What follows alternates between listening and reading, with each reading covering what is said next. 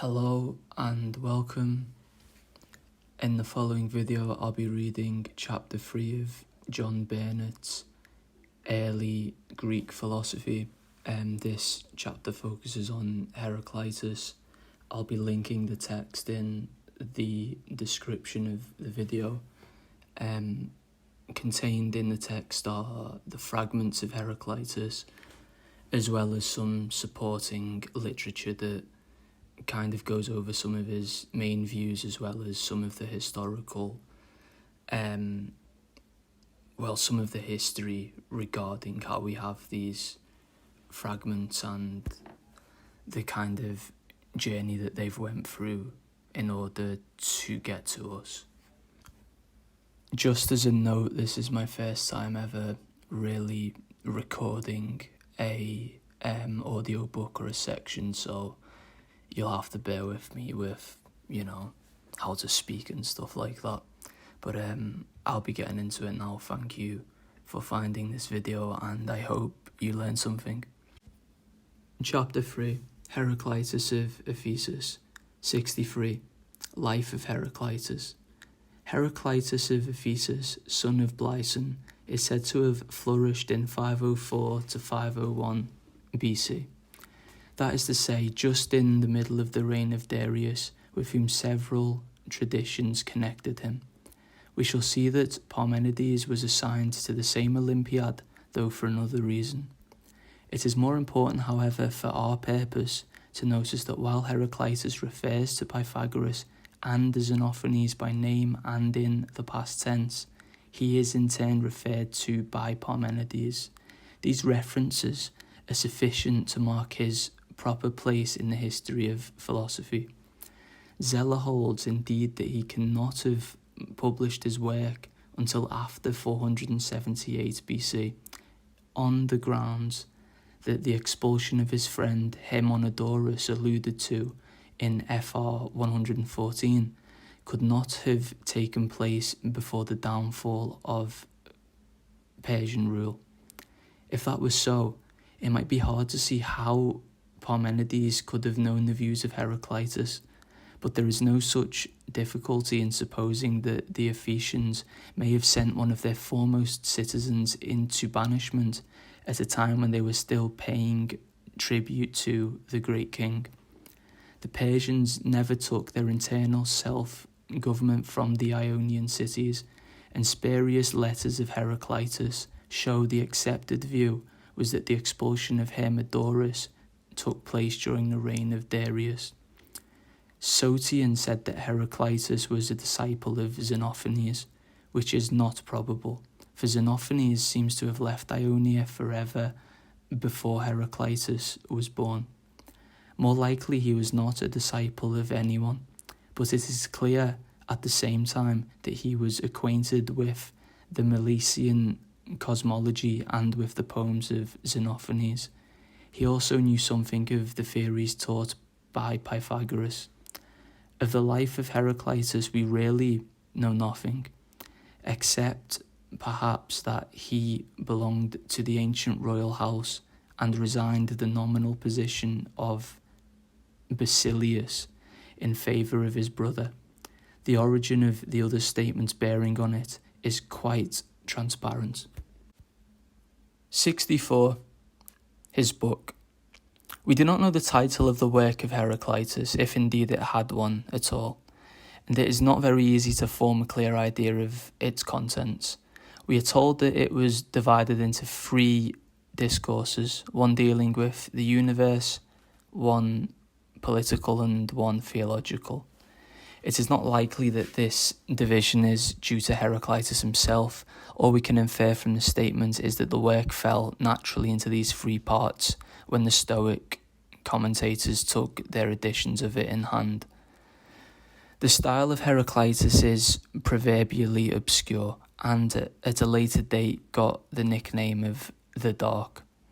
Now, the fragments about the Delphic god and the Sibyl seem to show that he is quite conscious of writing in an oracular style, and we have to ask why he did so. In the first place, it was a manner of the time. The stirring events of the age and the influence of the religious revival gave something of a prophetic tone to all the leaders of thought. Pindar and Aeschylus have it too. They all feel that they are in some measure inspired. It is also the age of great individualities who are apt to be solitary and disdainful. Heraclitus at least was so. If men cared to dig for gold, they might find it. If not, they must be content with straw. This seems to be the view taken by Theophrastus, who said that the headstrong temperament of Heraclitus sometimes led him into incompleteness and inconsistencies of statement. But that is a very different thing from studied obscurity and the disciplina arcanae sometimes attributed to him. If Heraclitus does not go out of his way to make his meaning clear, neither does he hide it. 65. The Fragments. I give a version of the Fragments according to the arrangement of Mr. Bywater's exemplary edition. Fragment 1. It is wise to hearken, not to me, but to my word, and to confess that all things are one. Fragment 2. Though his word is true evermore, yet men are as unable to understand it when they hear it for the first time as before they have heard it at all. For though all things come to pass in accordance with this word, men seem as if they had no experience of them. When they make trial of words and deeds such as I have set forth, dividing each thing according to its nature and showing how it truly is, but other men know not what they are doing when awake, even as they forget what they do in sleep. Fragment 3. Fools, when they do hear, are like the deaf. Of them does the saying bear witness that they are absent when present. Fragment 4. Eyes and ears are bad witnesses to men if they have souls that understand not their language. Fragment 5. The many do not take heed of such things as those they meet with, nor do they mark them when they are taught, though they think they do. Fragment 6. Knowing not how to listen nor how to speak. Fragment 7. If you do not expect the unexpected, you will not find it, for it is hard to be sought out and difficult. Fragment 8. Those who seek for gold dig up much earth and find a little. Speaking knowledge, there's a note, there is no fragment 9. It goes straight from fragment 8 to fragment 10. Fragment 10. Nature loves to hide. Fragment 11. The Lord whose is the oracle at Delphi neither utters nor hides his meaning, but shows it by a sign. Fragment 12. And the Sibyl, with raving lips, uttering things mirthless, unbedizened and unperfumed, reaches over 1,000 years with her voice, thanks to the God in her.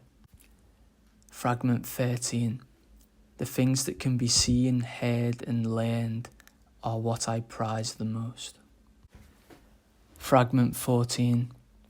Bringing untrustworthy witness in support of disputed points. Fragment 15. The eyes are more exact witnesses than the ears. Fragment 16.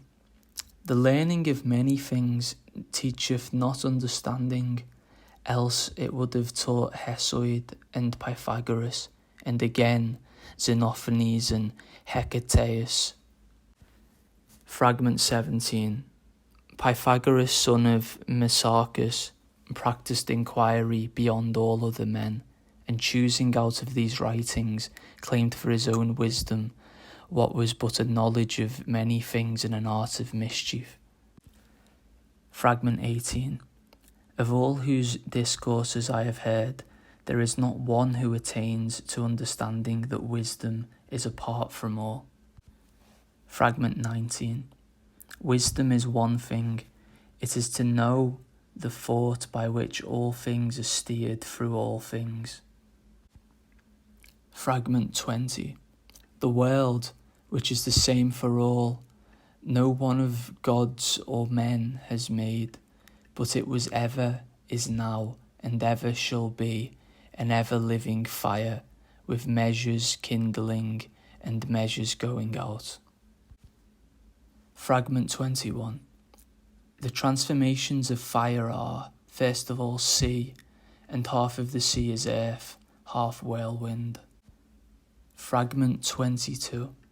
All things are in exchange for fire, and fire for all things, even as wares for gold, and gold for wares.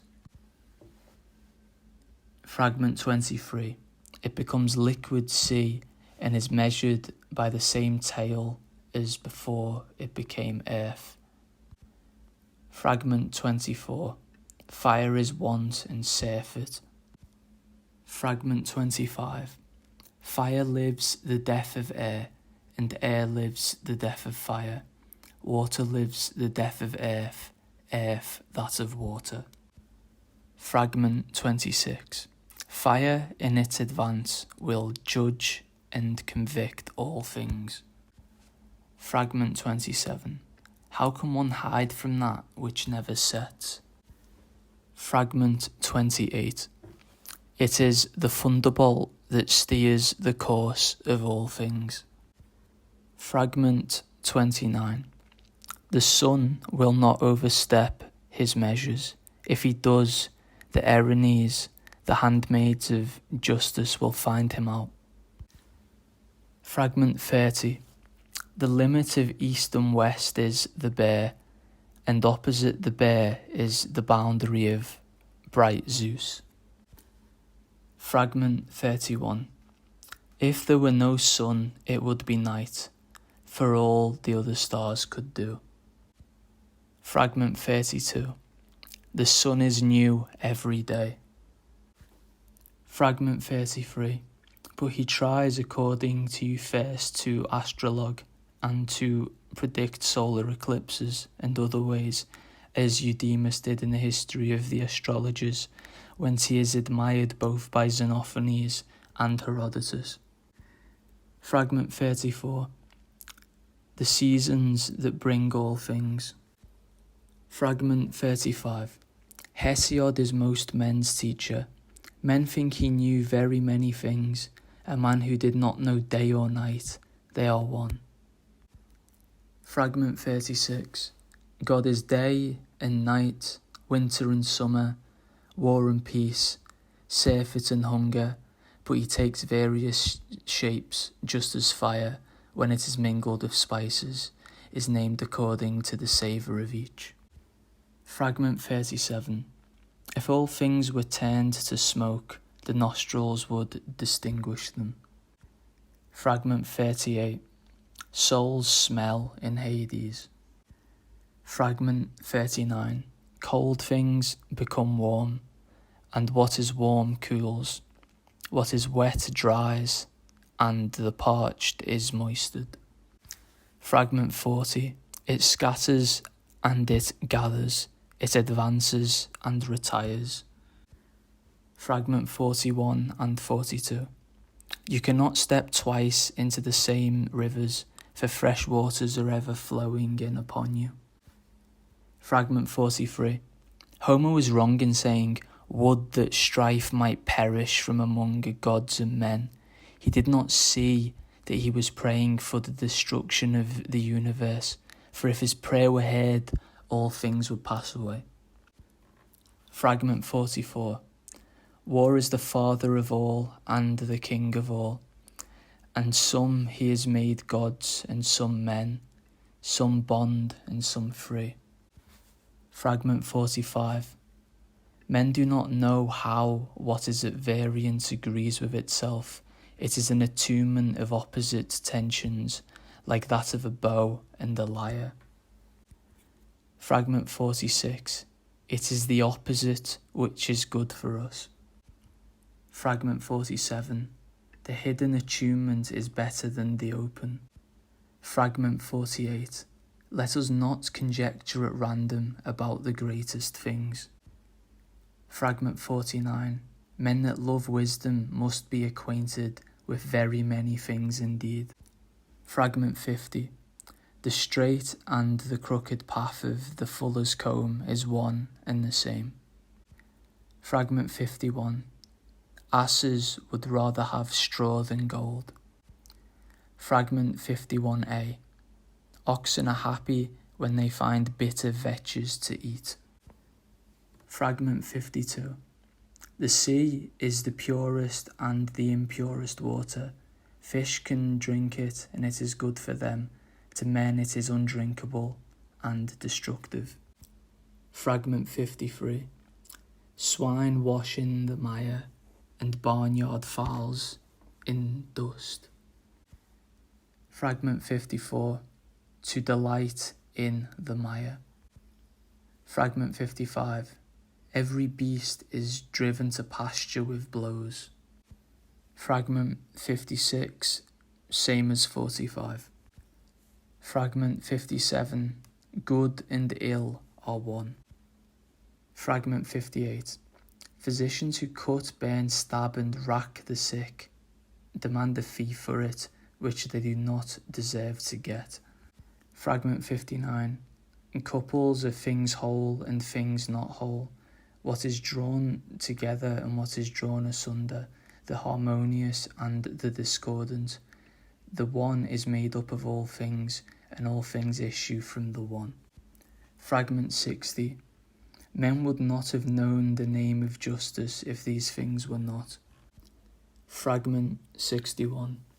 To God, all things are fair and good and right, but men hold some things wrong and some right. Fragment 62. We must know that war is common to all, and strife is justice, and that all things come into being pass away through strife.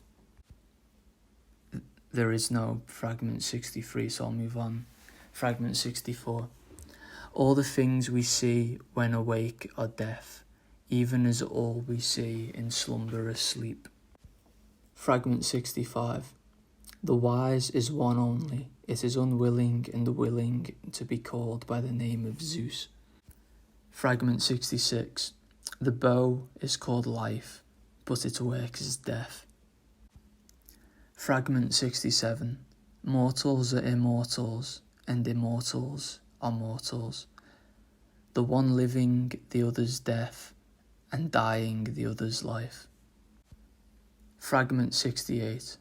For it is death to souls to become water, and death to water to become earth. But water comes from earth, and from water, soul. Fragment 69. The way up and the way down is one and the same. Fragment 70. In the circumference of a circle, the beginning and end are common. Fragment 71. You will not find the boundaries of soul by travelling in any direction. So deep is the measure of it. Fragment 72. It is pleasure to souls to become moist. Fragment 73. A man, when he gets drunk, is led by a beardless lad, tripping, knowing not where he steps, having his soul moist. Fragments 74 to 76. The dry soul is the wisest and best. Fragment 77. Man is kindled and put out like a light in the night time. Fragment 78. And it is the same thing in us that is quick and dead, awake and asleep, young and old. The former is shifted and become the latter, and the latter in turn is shifted and become the former. Fragment 79. Time is a child playing draughts, the kingly power is a child's. Fragment 80. I have sought for myself. Fragment 81. We step and do not step into the same rivers, we are and are not. Fragment 82. It is a weariness to labour for the same masters and be ruled by them. Fragment 83. It rests by changing. Fragment 84. Even the posset separates if it is not stirred. Fragment 85. Corpses are more fit to be cast out than dung. Fragment 86. When they are born, they wish to live and to meet with their dooms, or rather to rest, and they leave children behind them to meet with their dooms in turn. Fragments 87 to 89. A man may be a grandfather in 30 years. Fragment 90. Those who are asleep are fellow workers. Fragment 91a. Thought is common to all. Fragment 91b. Those who speak with understanding must hold fast to what is common to all, as a city holds fast to its law, and even more strongly. For all human laws are fed by the one divine law. It prevails as much as it will, and suffices for all things with something to spare. Fragment 92. So we must follow the common, yet the many live as if they had a wisdom of their own. Fragment 93. They are estranged from that with which they have the most constant intercourse. Fragment 94. It is not meet to act and speak like men asleep. Fragment 95. The waking have one common world, but the sleeping turn aside each into a world of his own. Fragment 96. The way of man has no wisdom, but that of God has. Fragment 97. Man is called a baby by God, even as a child by man. Fragments 98 and 99. The wisest man is an ape compared to God, just as the most beautiful ape is ugly compared to man. Fragment 100. The people must fight for its law as for its walls. Fragment 101. Greater deaths win greater portions. Fragment 102. Gods and men honour those who are slain in battle. Fragment 103. Wantonness needs putting out even more than a house on fire. Fragment 104. It is not good for men to get all they wish to get. It is sickness that makes health pleasant. Evil, good. Hunger, plenty. Weariness, rest. Fragments 105 to 107.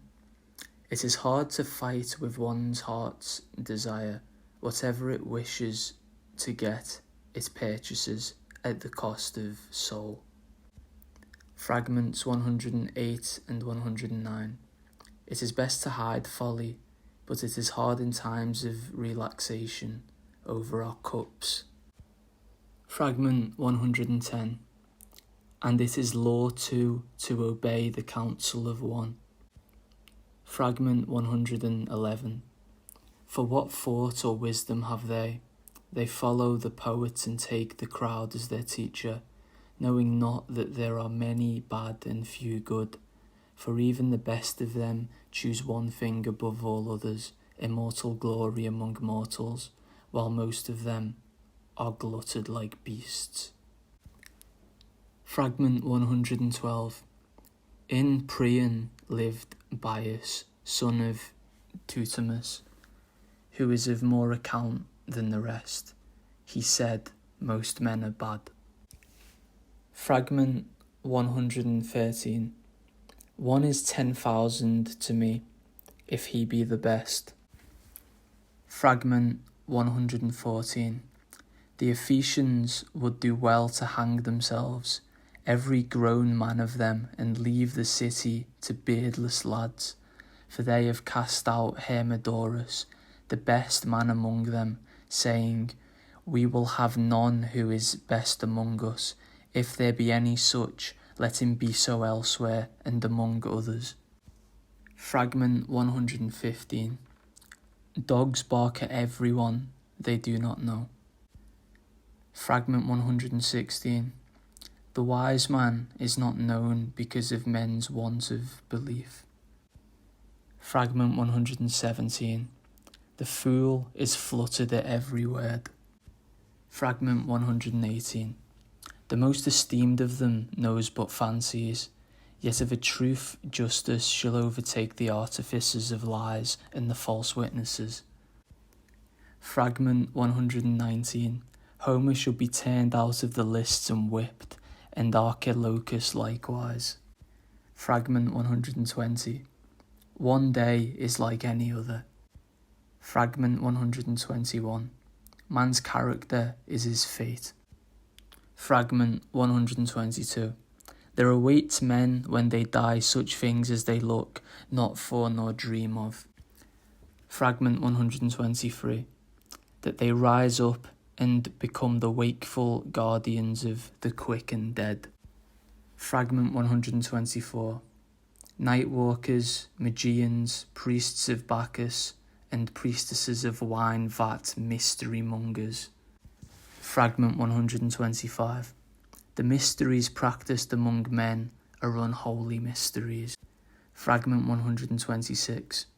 And they pray to these images as if one were to talk with a man's house, knowing not what gods or heroes are. Fragment 127. For if it were not to Dionysus that they made a procession and sang the shameful phallic hymn, they would be acting most shamelessly. But Hades is the same as Dionysus, in whose honour they go mad and keep the feast of the wine vat. Fragments 129 and 130. They vainly purify themselves by defiling themselves with blood, just as if one who had stepped into the mud were to wash his feet in mud. Any man who marked him doing thus would deem him mad. 66. The doxographical tradition. It will be seen that some of the fragments are far from clear, and there are probably not a few of which the meaning will never be recovered. We naturally turn then to the doxographers for a clue, but as ill luck will have it, they are far less instructive with regard to Heraclitus than we have found them in other cases. We have, in fact, two great difficulties to contend with. The first is the unusual weakness of the doxographical tradition itself. Hippolytus, upon whom we can generally rely for a fairly accurate account of what Theophrastus really said, derived the material for his first 4 chapters, which treat of Thales, Pythagoras, Heraclitus, and Empedocles, not from the excellent epitome which he afterwards used, but from a biographical compendium, which consisted for the most part of apocryphal anecdotes and apophthegms. It was based further on some writer of successions who regarded Heraclitus and Empedocles as Pythagoreans. They are therefore placed side by side, and their doctrines are hopelessly mixed up together. The link between Heraclitus and the Pythagoreans was Hippasus of Metapontion, in whose system, as we know, fire played an important part. Theophrastus, following Aristotle, had spoken of the two in the same sentence, and this was enough to put the writers of successions off the track. We are forced then to look to the more detailed of the two accounts on the opinions of Heraclitus given in Diogenes, which goes back to the Vetusta Placata, and is fortunately pretty full and accurate. All other sources are more or less tainted. The second difficulty which we have to face is even more serious. Most of the commentators on Heraclitus mentioned in Diogenes were Stoics, and it is certain that their paraphrases were sometimes taken for the original. Now, the Stoics held the Ephesian in peculiar veneration and sought to interpret him as far as possible in accordance with their own system. Further, they were fond of accommodating the views of earlier thinkers into their own, and this has had serious consequences. In particular, the Stoic theories of the Logos and the ekiparosis are constantly ascribed to Heraclitus by our authorities, and the very fragments are adulterated with scraps of Stoic terminology. 67. The discovery of Heraclitus. Heraclitus looks down not only on the mass of men, but on all previous inquirers into nature. This must mean that he believed himself to have attained insight into some truth which had not hitherto been recognised, though as it were, staring men in the face. Clearly then, if we wish to get at the central thing in his teaching, we must try to find out what he was thinking of when he launched into those denunciations of human dullness and ignorance. The answer seems to be given in two fragments, 18 and 45. From them, we gather that the truth hitherto ignored is that the many apparently independent and conflicting things we know are really one, and that on the other hand, this one is also many. The strife of opposites is really an attunement. From this it follows that wisdom is not a knowledge of many things, but the perception of the underlying unity of the warring opposites. That this really was the fundamental thought of Heraclitus is stated by Philo. He says, "For that which is made up of both the opposites is one, and when the one is divided, the opposites are disclosed." Is not this just what the Greeks say the great and much beloved Heraclitus put in the forefront of his philosophy as the summing it all up, and boasted of as a new discovery? We shall take the elements of this theory one by one and see how they are to be understood. 68. The one and the many. Anaximander had taught already that opposites were separated out from the boundless, but passed away into it once more, so paying the penalty for their unjust encroachments on one another. It is here implied that there is something wrong in the war of opposites, and that the existence of the many is a breach in the unity of one. The truth which Heraclitus proclaimed was that there is no one without the many, and no many without the one. The world is at once one and many, and it is just the opposite tension of the many that constitutes the unity of the one. The credit of having been the first to see this is expressly assigned to Heraclitus by Plato. In the Sophist 242d, the Eleatic stranger, after explaining how the Eleatics maintained that what we call many is really one, proceeds. But certain Ionian and at a later date certain Sicilian muses remarked that it was safest to unite these two things, and to say that reality is both many and one, and is kept together by hate and love. For, say the more severe muses, in its division it is always being brought together, while the softer muses relaxed the requirement that this should always be so, and said that the all was alternately one and at peace through the power of Aphrodite, and many and at war with itself because of something they called strife.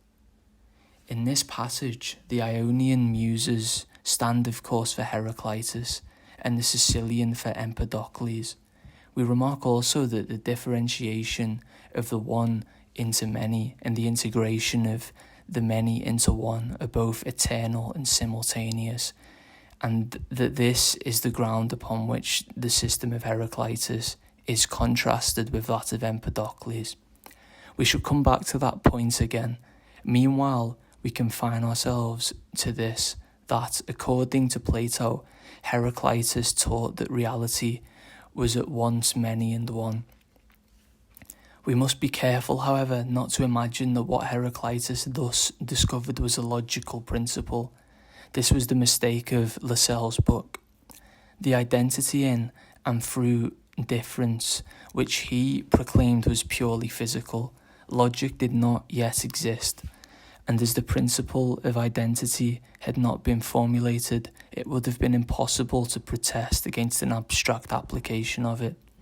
The identity which he explains as consisting in difference is simply that of the primary substance in all its manifestations.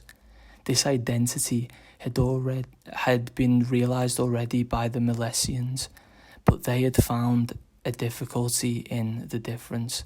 Anaximander had treated the strife of opposites as an injustice, and what Heraclitus set himself to show was that, on the contrary, it was the highest justice. 69. Fire. All this made it necessary for him to seek out a new primary substance. He wanted not merely something out of which the diversified world we know might conceivably be made, or from which opposites could be separated out, but something which of its own nature would pass into everything else, while everything else would pass in turn into it. Thus, this he found in fire, and it is easy to see why. If we consider the phenomenon of combustion, even as it appears to the plain man, the quantity of fire in a flame burning steadily appears to remain the same. The flame seems to be what we call a thing, and yet the substance of it is continually changing. It is always passing away into smoke, and its place is always being taken by fresh matter from the fuel that feeds it. This is just what we want. If we regard the world as an ever-living fire, we can understand how it is always becoming all things, while all things are always returning to it. 70. Flux. This necessarily brings with it a certain way of looking at the change and movement of the world. Fire burns continuously and without interruption. It is therefore always consuming fuel and always liberating smoke. Everything is either mounting upwards to serve as fuel or sinking downwards after having nourished the flame. It follows that the whole of reality is like an ever-flowing stream, and that nothing is ever at rest for a moment. The substance of the things we see is in constant change. Even as we look at them, some of the matter of which they are composed has already passed into something else, while fresh matter has come into them from another source. This theory is usually summed up appropriately enough in the phrase, "all things are flowing," though, as it happens, it cannot be proved that this is a quotation from Heraclitus. Plato, however, expresses the idea quite clearly. Nothing ever is, everything is becoming. All things are in motion like streams. All things are passing and nothing abides. Heraclitus says somewhere that all things pass and naught abides, and comparing things to the current of a river, he says that you cannot step twice into the same stream. These are the terms in which he describes the system, and Aristotle says the same thing. All things are in motion, nothing steadfastly is. Heraclitus held, in fact, that any given thing, however stable in appearance, was merely a section in the stream, and that the matter composing it was never the same in any two consecutive moments of time. We shall see presently how he conceived this process to operate. Meanwhile, we remark that the idea was not altogether novel, and that it is hardly the central point in a system of Heraclitus. The Milesians held a similar view. The flux of Heraclitus was at most more unceasing and universal. 71. The upward and downward path. Heraclitus appears to have worked out the details of the perpetual flux with reference to the theories of Anaximenes. It is unlikely, however, that he explained the transformations of matter by means of rarefaction and condensation. Theophrastus, it appears, suggested that he did, but he allowed it was by no means clear. The passage from Diogenes, which we are about to quote, has faithfully preserved this touch. In the Fragments, at any rate, we find nothing about rarefaction and condensation. The expression used is exchange, and this is certainly a very good name for what happens when fire gives out smoke and takes in fuel instead. It has been pointed out that in Default of Hippolytes, our best account of the Theophrastian doxology of Heraclitus is the fuller of the two accounts given in Laertius Diogenes. It is as follows. His opinions on particular points are these. He held that fire was the element, and all things were in exchange for fire, produced by condensation and rarefaction. But he explains nothing clearly. All things were produced in opposition, and all things were in flux like a river. The all is finite and the world is one. It arises from fire and is consumed again by fire, alternately through all eternity in certain cycles. This happens according to fate. That which leads to the becoming of the opposites is called war and strife. That which leads to the final conflagration is concord and peace. He called change the upward and the downward path, and held that the world comes into being in virtue of this.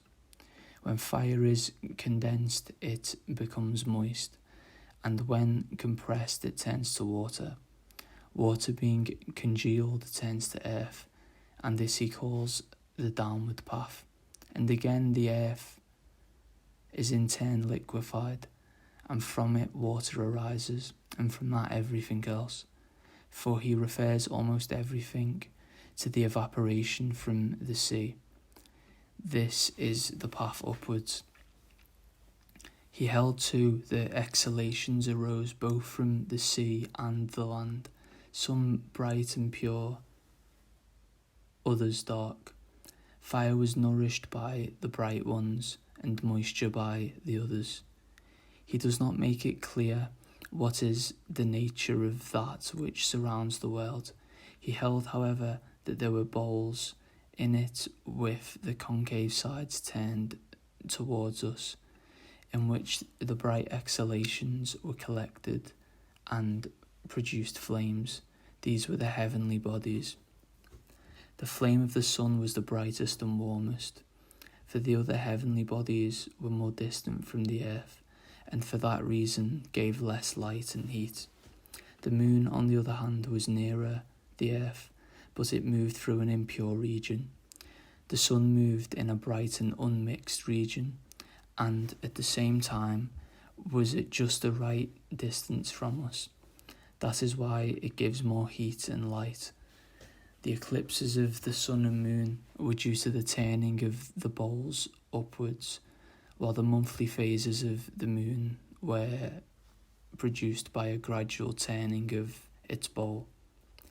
Day and night, months and seasons and years, rains and winds and things like these were due to the different exhalations. The bright exhalation, when ignited in the circle of the sun, produced day, and the preponderance of the opposite exhalations produced night. The increase of warmth proceeding from the bright exhalation produced in summer, and the preponderance of moisture from the darker exhalation produced winter. He assigns the causes of other things in conformity with this.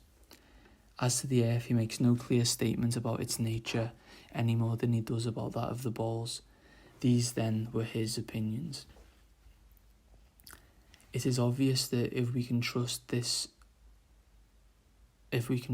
passage, it is of the greatest possible value, and that upon the whole we can trust it as shown by the fact that it follows the exact order of topics to which all the doxographies derived from the great work of Theophrastus adhere.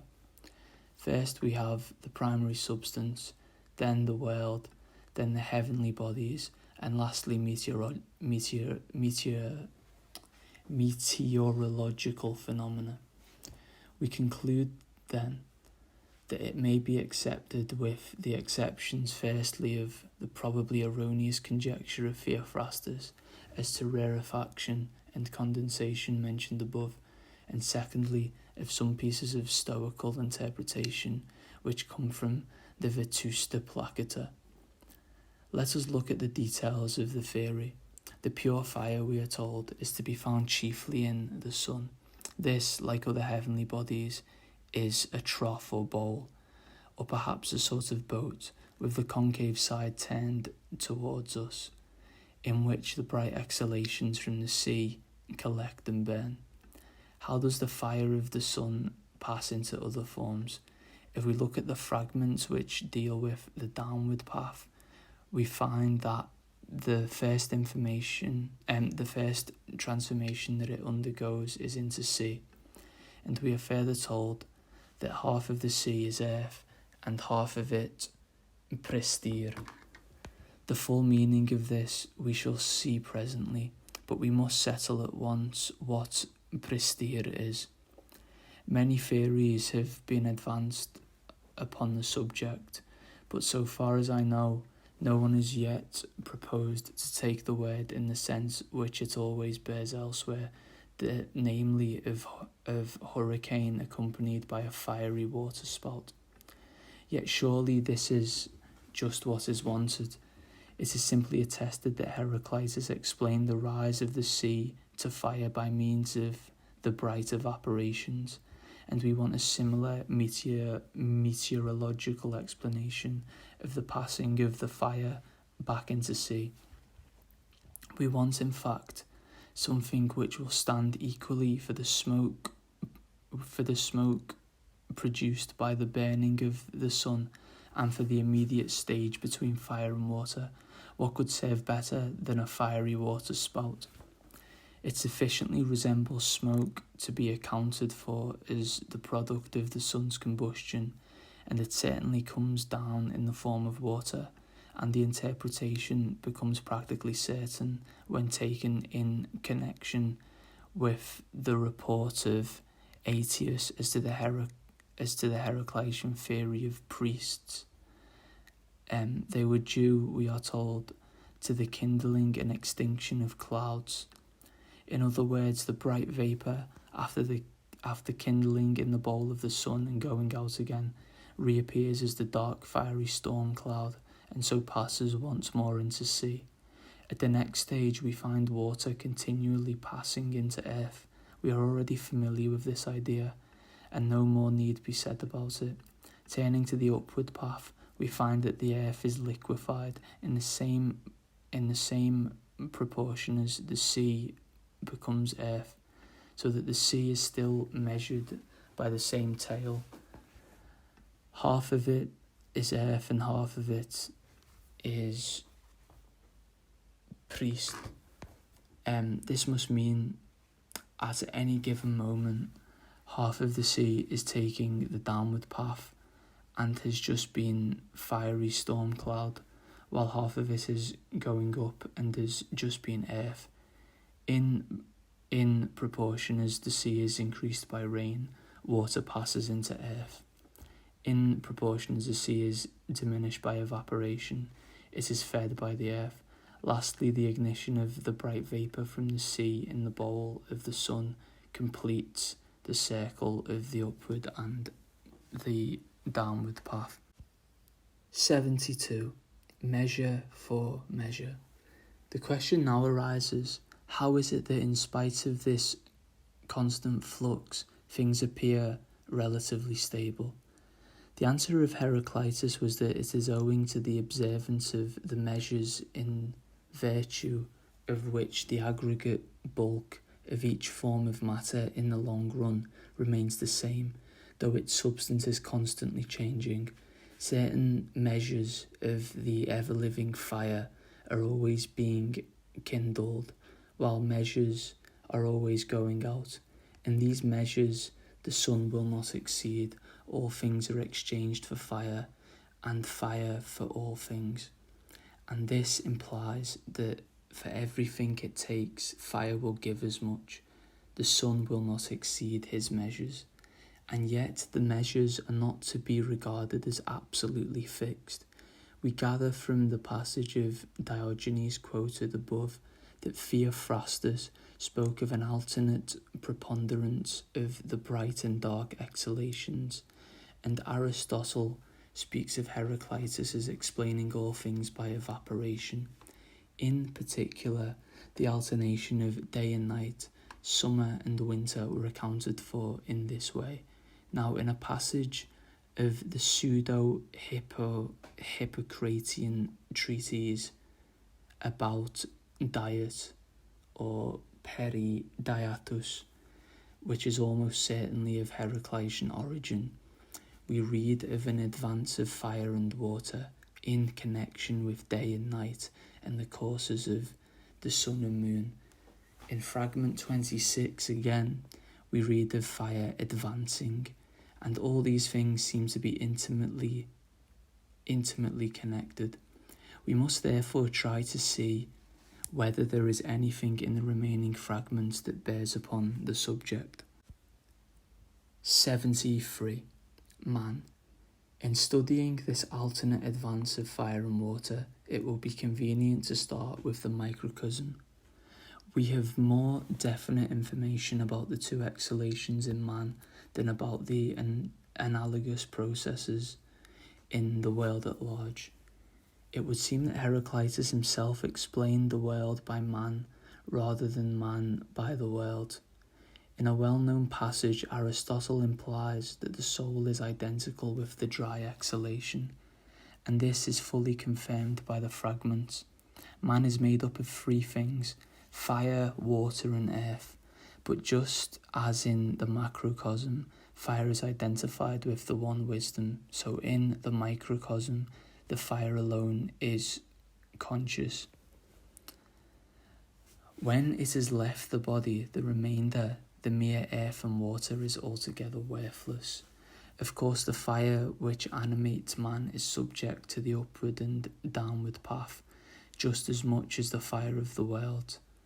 The about diet has preserved the obviously Heraclitean sentence: all things are passing, both human and divine, upwards and downwards by exchanges.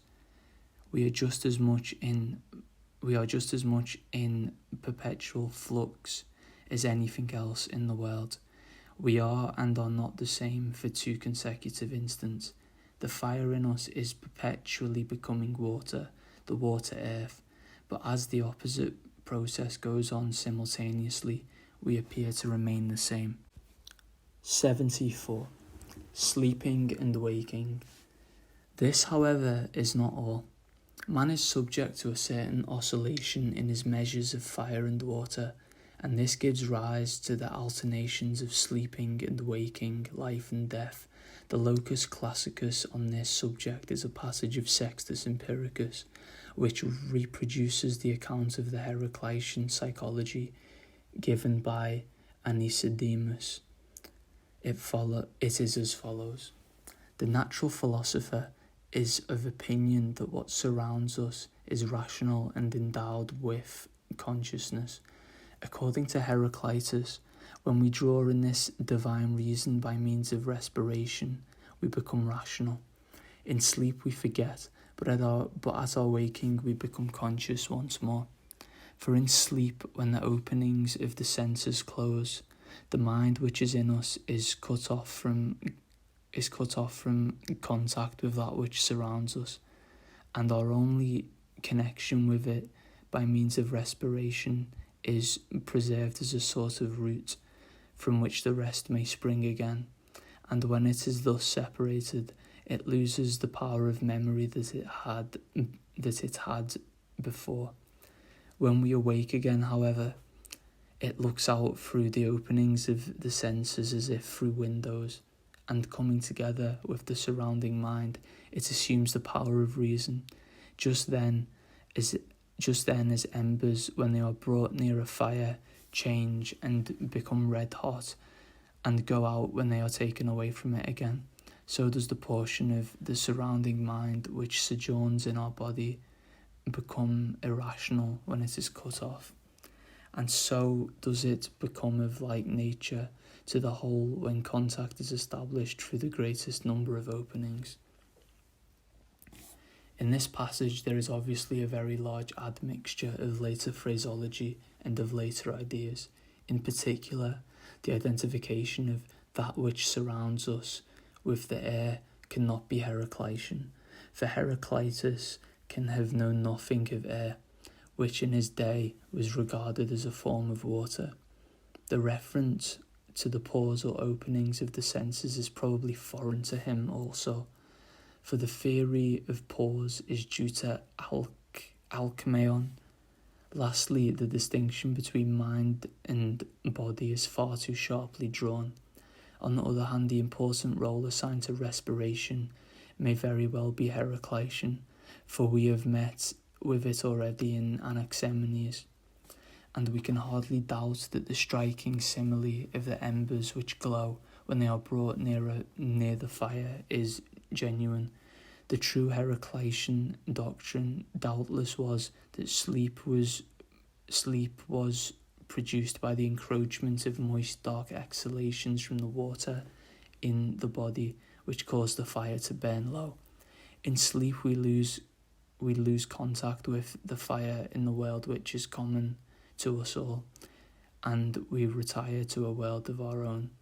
In a soul where the fire and water are evenly balanced, the equilibrium is restored in the morning by an equal advance of the bright exhalation.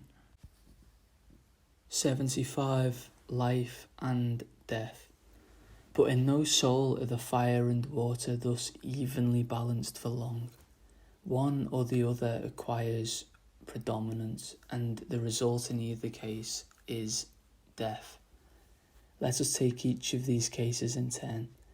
It is death, we know, to souls to become water, but that is just what happens to souls which seek after pleasure, for pleasure is a moistening of the soul, as may be seen in the case of the drunken man who, in pursuit of it, has moistened his soul to such an extent that he does not know where he is going. Even in gentle relaxation over our cups, it is more difficult to hide folly than at other times. That is why it is so necessary for us to quench wantonness, for whatever our heart's desire insists on, it purchases at the price of life, that is, of the fire within us. Take now the other case, the dry soul, that which has least moisture is the best, but the preponderance of fire causes death as much as that of water. It is a very different death, however, and wins greater portions for those who die it. Apparently those who fall in battle share their lot. We have no fragment which tells us directly what it is, but the class of utterances we are about to look at next leaves little doubt on the subject. Those who die the fiery and not the watery death become in fact gods, though in a different scope from that in which the one wisdom is God. It is probable that the corrupt fragment refers to this unexpected fate that awaits men when they die. Further, just as summer and winter are one and necessarily reproduce each other by their opposite tension, so do life and death. They too are one, we are told, and so are youth and age. It follows that the soul will be now living and now dead, that it will only turn to fire or water, as the case may be, to recommence once more its unceasing upward and downward path. The soul that has died from excess of moisture sinks down to earth, but from the earth comes water, and from water is once more exhaled a soul. So too we are told that gods and men are really one. They live each other's life and die each other's death. These mortals that die the fiery death become immortal. They become the guardians of the quick and the dead, and those immortals become mortal in their turn. Everything is really the death of something else. The living and the dead are always changing places, like the pieces on a child's draft board. And this applies not only to the souls that have become water, but to those that have become fire and are now guardian spirits. The real weariness is continuance in the same state, and the real rest is change. Rest in any other sense is tantamount to dissolution, so they too are born once more. Heraclitus estimated the duration of the cycle which preserves the balance of life and death as 30 years, the shortest time in which a man may become a grandfather. 76. The day and the year. Let us now turn to the world. Diogenes tells us that fire was kept up by the bright vapours from land and sea, and moisture by the dark. What are these dark vapours which increase the moist element? If we remember the air of Anaximenes, we shall be inclined to regard them as darkness itself. We know that the idea of darkness as privation of light is not natural to the unsophisticated mind. We sometimes hear even now of darkness thick enough to cut with a knife. I suppose then that Heraclitus believed night and winter to be produced by the rise of darkness from earth and sea. He saw, of course, that the valleys were dark before the hilltops, and that this darkness being moist so increased the watery element as to put out the sun's light. This, however, destroys the power of darkness itself. It can no longer rise upwards unless the sun gives it motion, and so it becomes possible for a fresh sun to be kindled and to nourish itself at the expense of the moist element for a time. But it can only be for a time. The sun, by burning up the bright vapour, deprives himself of nourishment, and the dark vapour once more gets the upper hand. It is in this sense that day and night are one. Each implies the other, and they are therefore to be regarded merely as two sides of the one, in which alone their true ground of explanation is to be found. Summer and winter were easily to be explained in the same way. We know that the turnings of the sun were a subject of interest in those days, and it was natural for Heraclitus to see in its retreat further to the south and the gradual advance of the moist element caused by the heat of the sun itself. This, however, diminishes the power of the sun to cause evaporation, and so it must return to the north once more that it may supply itself with nourishment. Such was, at any rate, the Stoic doctrine on the subject, and that it comes from Heraclitus seems to be proved by its occurrence in the on diet. It seems impossible to refer the following sentence to any other source. And in turn, each fire and water prevails and is prevailed over to the greatest and least degree that is possible, for neither can prevail altogether for the following reasons. If fire advances towards the utmost limit of the water, its nourishment fails it.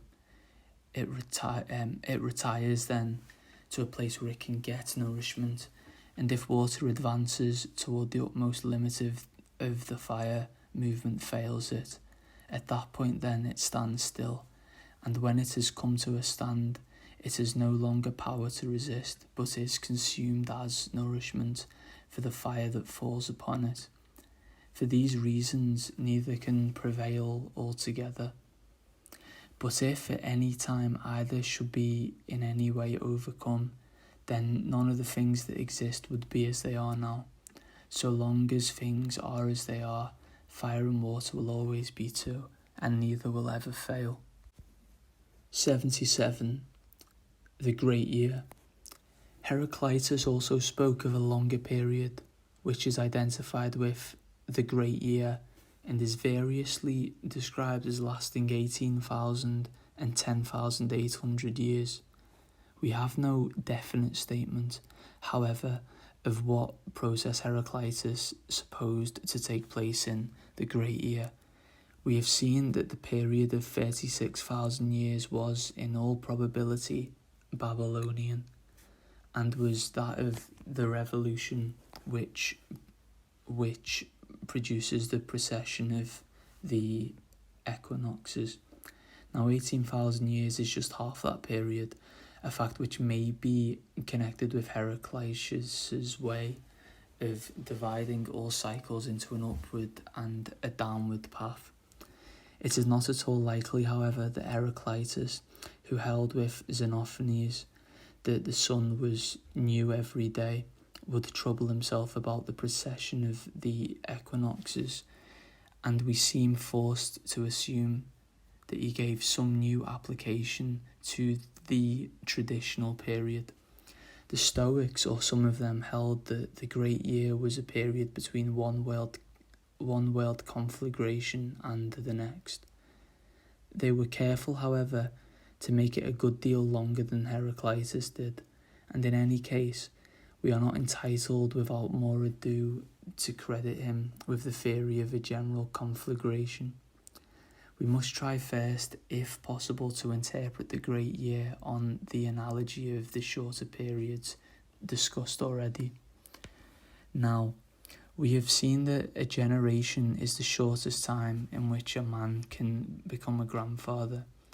It is surely the period of the upward or downward path of the soul, and the most natural interpretation of the longer period would surely be that it represents the time taken by a measure of the fire in the world to travel on the downward path to earth, or return to fire once more by the upward path.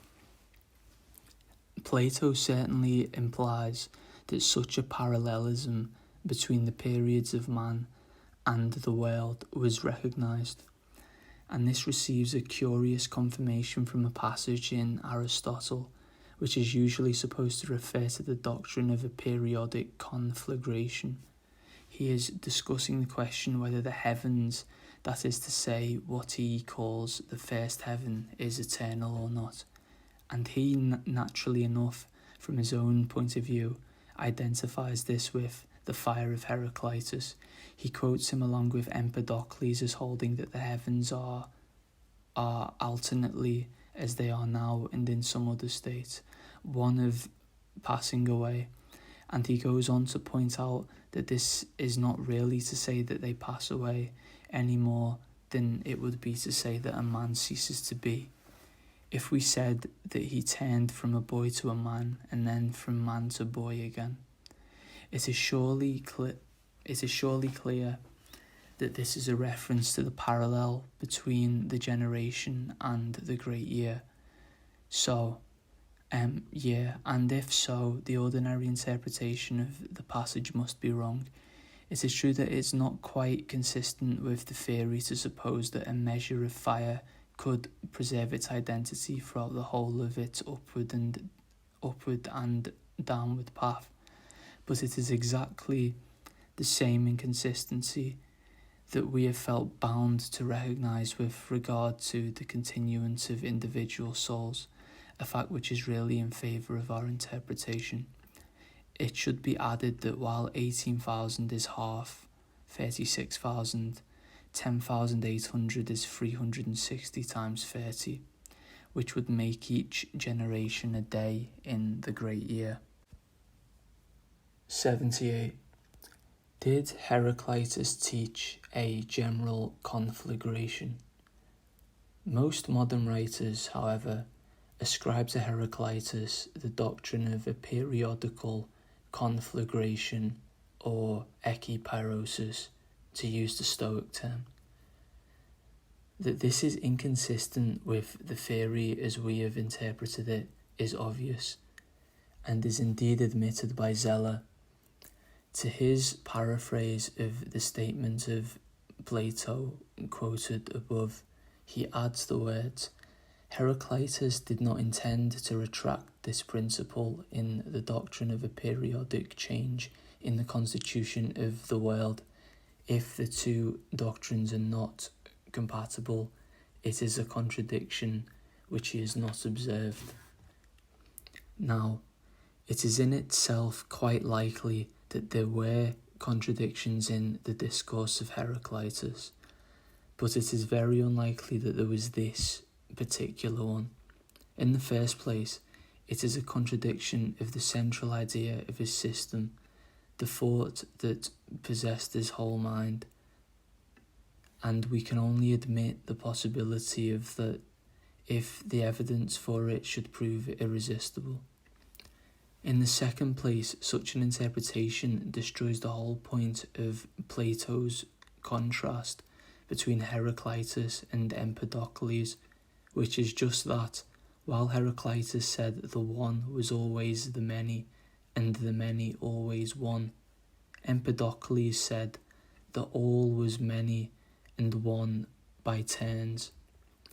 Zeller's interpretation obliges us then to suppose that Heraclitus flatly contradicted his own discovery without noticing it, and that Plato, in discussing this very discovery, was also blind to the contradiction.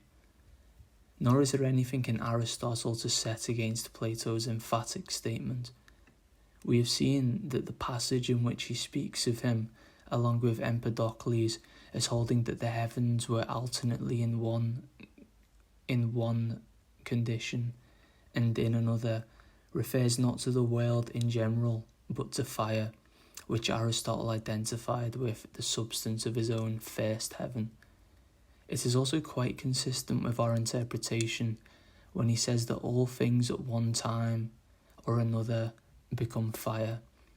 This does not necessarily mean that they all become fire at the same time, but is merely a statement of the undoubted Heraclitean doctrine of the upward and downward path. The only clear elements to affect that Heraclitus taught the doctrine of a general conflagration are posterior to the rise of Stoicism. It is unnecessary to enumerate them, as there is no doubt about their meaning. The Christian apologists too were interested in the idea of a final conflagration and reproduced the Stoic view. The curious thing, however, is that there was a difference of opinion on the subject even among the Stoics. In one place, Marcus Aurelius says, "So that all these things are taken up into the reason of the universe, whether by a periodical conflagration or a renovation effected by external changes." Indeed, there were some who said that there was no general conflagration at all in Heraclitus. "I hear all that," Plutarch makes one of his personages say, "from many people. I see that the Stoic conflagration spreading over the poems of Hesiod, just as it does over the writings of Heraclitus and verses of Orpheus." We see from this that the question was debated, and we should therefore expect that any statement of Heraclitus which could settle it would be quoted over and over again. It is highly significant that not a single quotation of the kind can be produced. On the contrary, absence of anything to show that Heraclitus spoke of a general conflagration only becomes more patent when we turn to the few fragments which are supposed to prove it. The favourite is Fragment 24, where we are told that Heraclitus said fire was want and surfeit. That is just in his manner, and it is a perfectly intelligible meaning on our interpretation, which is further confirmed by Fragment 36. On the other hand, it seems distinctly artificial to understand the surfeit as referring to the fact that fire has burnt everything else up, and still more so to interpret want as meaning that fire, or most of it, has turned into a world. The next is Fragment 26, where we read that fire in its advance will judge and convict all things. There is nothing in this, however, to suggest that fire will judge all things at once rather than in turn, and indeed the phraseology reminds us of the advance of fire and water, which we have seen reason for attributing to Heraclitus, but which is expressly said to be limited to a certain maximum.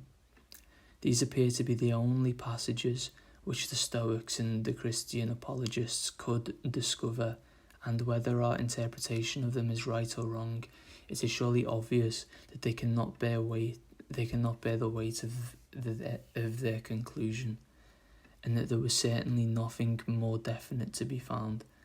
It is much easier to find fragments which are, on the face of them, inconsistent with a general conflagration. The measures of fragment 20 and fragment 29 must be the same thing, and they must surely be interpreted in the light of fragment 23. If this be so, fragment 20, and more especially fragment 29, directly contradict the idea of a general conflagration. The sun will not overstep his measures.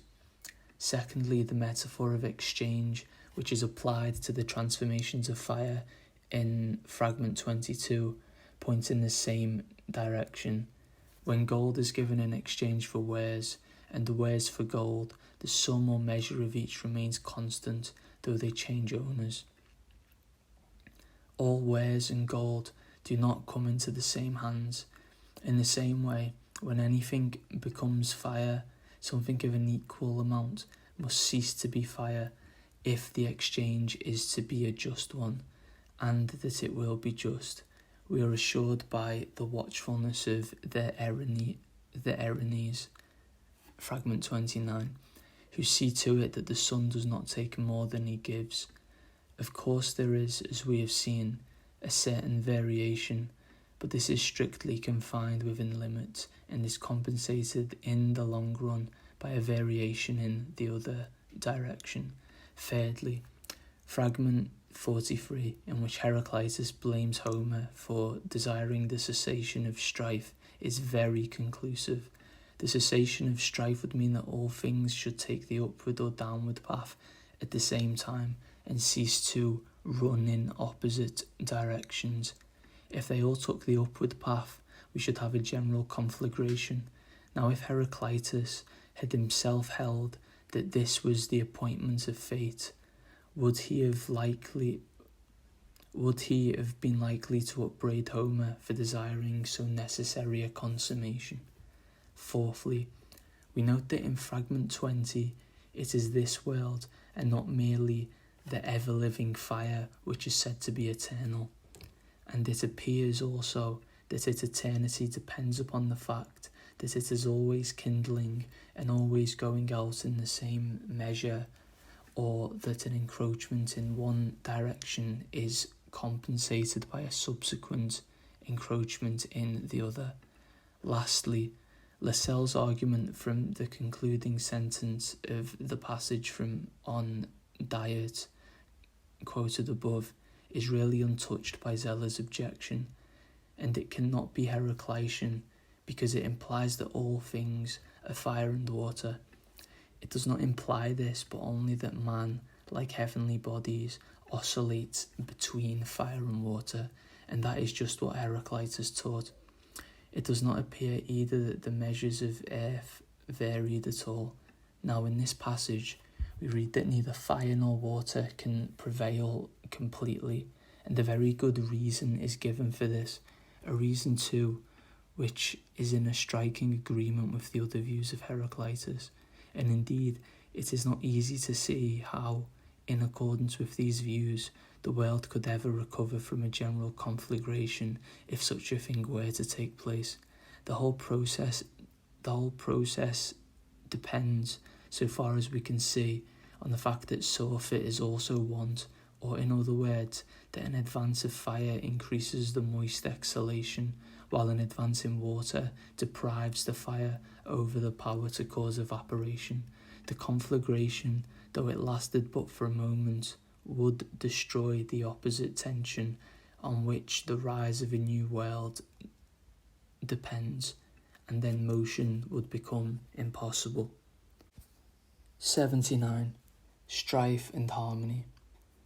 We are now in a position to understand more clearly the law of strife or opposition, which manifests itself in the upward and downward path. At any given moment, each of the three forms of matter, fire, water and earth, is made up of two equal portions, subject of course to the oscillation described above, one of which is taking the upward and the other the downward path.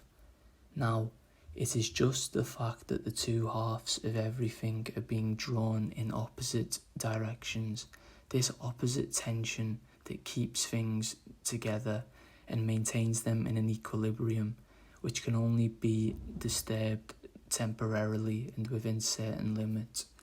It thus forms the hidden attunement of the universe.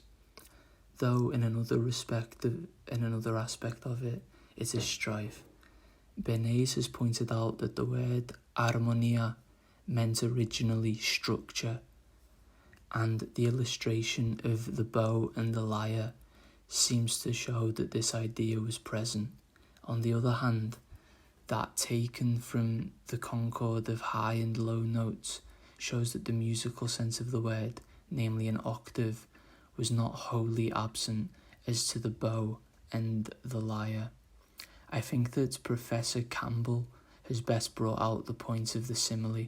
As an arrow leaves the string, he says, the hands are pulling opposite ways to each other and to different parts of the bow, and the sweet note of the lyre is due to the similar tension and retention.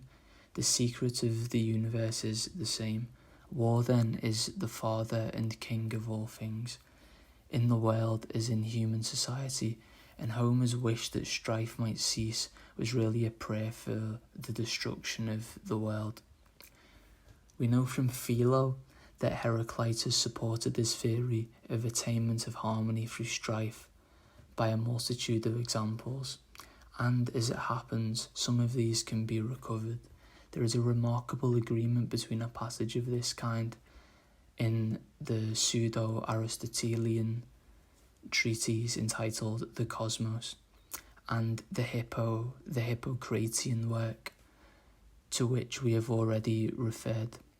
That the authors of both drew from the same source, namely Heraclitus, is probable in itself and is made practically certain by the fact that this agreement extends in part to the letters of Heraclitus, which, though spurious, were certainly composed by some who had access to the original work.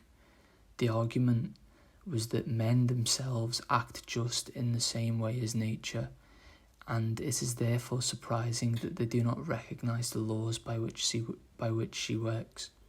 The painter produces this harmonious effect by the contrast of colours, the musician by that of high and low notes. If one were to make all things alike, there would be no delight in them. There are many similar examples in the Hippocratean tract, some of which must certainly come from Heraclitus, but it is not easy to separate them from the later editions. 80. Correlation of opposites. There are a number of Heraclitian fragments which form a class by themselves, and are among the most striking of all the utterances that have come down to us. Their common characteristic is that they assert in the most downright way the identity of various things which are usually regarded as opposites. The clue to their meaning is to be found in the account already given of the assertion that day and night are one. We have seen that Heraclitus meant to say not that day was night or that night was day, but that they were two sides of the same process, namely the oscillation of the measures of fire and water, and that neither would be possible without the other. Any explanation that can be given of night will also be an explanation of day, and vice versa, for it will be an account of that which is common to both and manifests itself now as one and now as the other.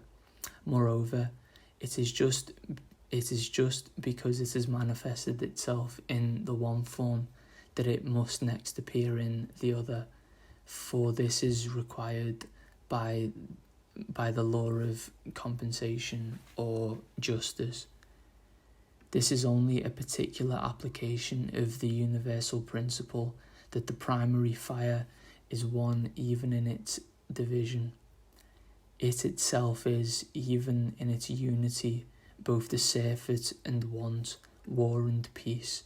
In other words, the satiety which makes fire pass into other forms, which makes it seek rest in change and hide itself in the hidden attunement of opposition, is only one side of the process. The other is the want, which leads it to consume the bright vapour as fuel. The upward path is nothing without the downward. If either were to cease, the other would cease too, and the world would disappear, for it takes both to make an apparently stable reality. All other utterances of the kind are to be explained in the same way. If there were no cold, there would be no heat, for a thing can only grow warm if and in so far as it is already cold, and the same thing applies to the opposition of wet and dry. These, it will be observed, are just the two primary oppositions of Anaximander, and Heraclitus is showing that the war between them is really peace, for it is the common element in them which appears as strife, and that very strife is justice, and not, as Anaximander had taught, an injustice were they to commit one against each other, and which must be expiated by a reabsorption of both in their common ground. The strife itself is the common ground and is eternal. The most startling of these sayings is that which affirms that good and evil are the same. This does not mean in the least, however, that good is evil or that evil is good, but simply that they are two inseparable halves of one and the same thing. A thing can become good only insofar as it is already evil, and evil only insofar as it is already good, and everything depends on the contrast. The illustration given in Fragment 58 shows this clearly. Torture, one would say, was an evil, and yet it is made good by the presence of another evil, namely disease, as is shown by the fact that surgeons expect a fee for inflicting it upon their patients. Justice, on the other hand, which is a good, would be altogether unknown if it were not for the existence of injustice, which is an evil, and that is why it is not good for men to get everything they wish, just as the cessation of strife in the world would mean its destruction, so the disappearance of hunger, disease and weariness would mean the disappearance of satisfaction, health and rest. This leads to a theory of relativity, which prepares the way for the doctrine of Protagoras, that man is the measure of all things. Seawater is good for fish and bad for men, and so with many other things. At the same time, Heraclitus is not a believer in absolute relativity. The process of the world is not merely a circle, but an upward and downward path.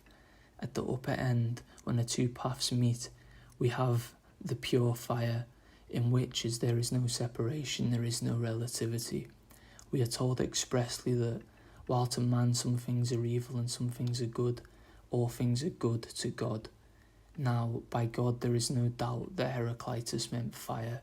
He also calls it the one wise, and perhaps said that it knows all things. There can hardly be any question that what he meant to say was that in it the opposition and relativity which are universal in the world would disappear. It is doubtless to this that Fragments 96, 97 and 98 refer. That Fragments 96, 97 and 98 refer. 81. Heraclitus speaks of wisdom or the wise in two senses. We have seen already that he said wisdom was something apart from everything else, meaning by it the perception of the unity of the many, and he also applies the term to the unity itself regarded as the thought that directs the course of all things. This is synonymous with the pure fire, which is not differentiated into two parts, one taking the upward and the other the downward path. That alone has wisdom. The partial things we see have not. We ourselves are only wise insofar as we are fiery. 82. Theology. With certain reservations, Heraclitus was prepared to call the one wisdom by the name of Zeus. Such, at least, appears to be the meaning of Fragment 65. What these reservations were, it is easy to guess. It is not, of course, to be pictured in the form of a man. In saying this, Heraclitus would only have been repeating what had already been laid down by Anaximander and Xenophanes. He agrees further with Xenophanes in holding that this god, if it is to be called so, is one, but his polemic against popular religion was directed rather against the rites and ceremonies themselves than their mere mythological outgrowth. He gives a list, Fragment 124, of some of the most characteristic religious figures of his time, and the context in which the fragment is quoted shows that he in some way threatened them with the wrath to come. He comments upon the absurdity of praying to images, Fragment 126, and the strange idea that blood guiltiness can be washed out by the shedding of blood, Fragment 130. He seems also to have said that it was absurd to celebrate the worship of Dionysus by cheerful and licentious ceremonies, while Hades was appropriated by gloomy rites. According to the mystic doctrine itself, the two were really one, and the one wisdom ought to be worshipped in its integrity. The few fragments which deal with theology and religion hardly suggest to us that Heraclitus was in sympathy with the religious revival of the time, and yet we have been asked to consider his system in the light of the idea of the mysteries.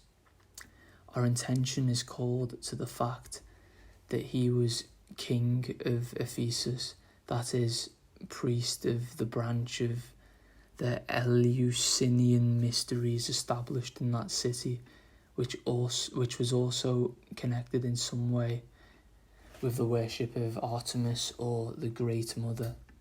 These statements may be true, but even if they are, what follows? We surely ought to have learnt from Lobeck by this time that there was no idea in the mysteries at all, and on this point the results of recent anthropological research have abundantly confirmed those of philological and historical inquiry. 83. The Ethics of Heraclitus. The moral teaching of Heraclitus has sometimes been regarded as an anticipation of the common sense theory of ethics. The common upon which Heraclitus insists is nevertheless something very different from common sense, for which indeed he had the greatest possible contempt. It is in fact his strongest objection to the many, that they live each in his own world, as if they had a private wisdom of their own, and public opinion is therefore just the opposite of the common. The ethics of Heraclitus are to be regarded as a corollary of his anthropological and cosmological views. Their chief requirement is that we keep our souls dry and thus assimilate them to the one wisdom, which is fire. That is what is really common, and the greatest fault is to act like men asleep. That is by letting our souls grow moist, to cut ourselves off from the fire in the world. We do not know what were the consequences which Heraclitus deduced from his rule that we must hold fast to what is common, but it is easy to see what their nature must have been. The wise man would not try to secure good without its correlative evil. He would not seek for rest without exertion. nor expect to enjoy contentment without first suffering discontent. He would not complain that he had to take the bad with the good, but would consistently look at things as a whole. Heraclitus prepared the way for a Stoic world state by comparing the common to the laws of a city, and these are even more than a type of the divine law. They are imperfect embodiments of it. They cannot, however, exhaust it altogether, for in all human affairs there is an element of relativity. Man is a baby compared to God. Such as they are, however, the city must fight for them as for its walls, and if it has the good fortune to possess a citizen with a dry soul, he is worth 10,000, for in him alone is the common embodied.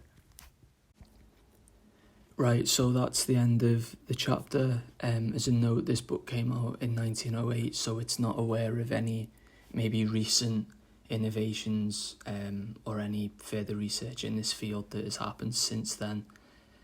Furthermore, I won't be reading any more of this book. At least that's not the plan anyway. I just wanted to read Heraclitus's Fragments and have some maybe surrounding literature regarding it. So that's all I'll do with this book. Might do some more in the future. It will depend, but if you made it this far, thank you. I hope you learned something. I hope you enjoyed the fragments. Yep. Goodbye.